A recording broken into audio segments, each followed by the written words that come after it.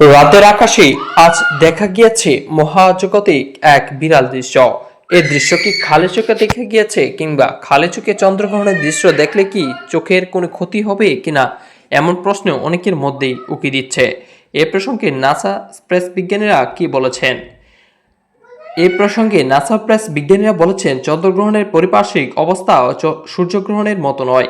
সূর্যগ্রহণের সময় সূর্যের প্রখরতা ও ক্ষতিকর রশ্মি ও গ্যাস বেশি পরিমাণে তৈরি হয়, যা চোখের ক্ষতি করতে পারে। কিন্তু চন্দ্রগ্রহণের সময় এর পরিমাণ নিতান্তই কম। কারণ এই হিসাবে তারা বলেছেন, চন্দ্রগ্রহণের সময় এর আলো তেমন প্রখর থাকে না। এছাড়া চন্দ্রগ্রহণ কেবল সূর্যালোক প্রতিফলিত করে, তাই খালি চোখে উপভোগ করা যাবে আজ রাতেই মহাজাগতিক দৃশ্য।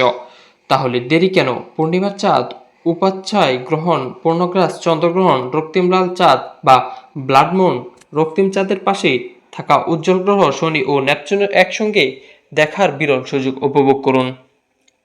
প্রিয় দর্শক, গতকাল রাত্রেই তা দেখা গিয়েছে এক বিরাল দৃশ্য। চাঁদের চারপাশে লাল রেখা এবং মাঝখানে মিডল বরাবর ব্ল্যাক ডায়মন্ডের মতো কিছু দৃশ্য দেখা গিয়েছে, যা নজিরবিহীন দৃশ্য নামে পরিচিত দিয়েছেন বিশ্লেষকরা।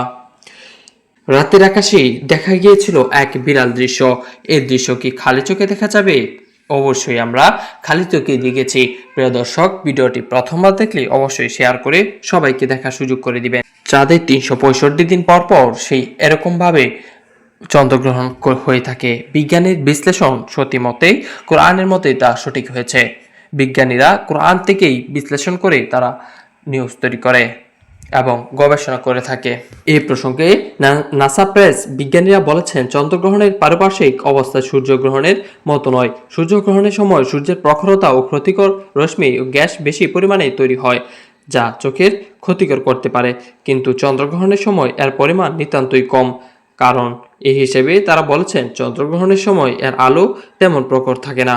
এছাড়া চন্দ্রগ্রহণ কেবল সূর্যালোক প্রতিফলিত করে, তাই খালি চোখেই উপভোগ করা যাবে আজ রাতেই।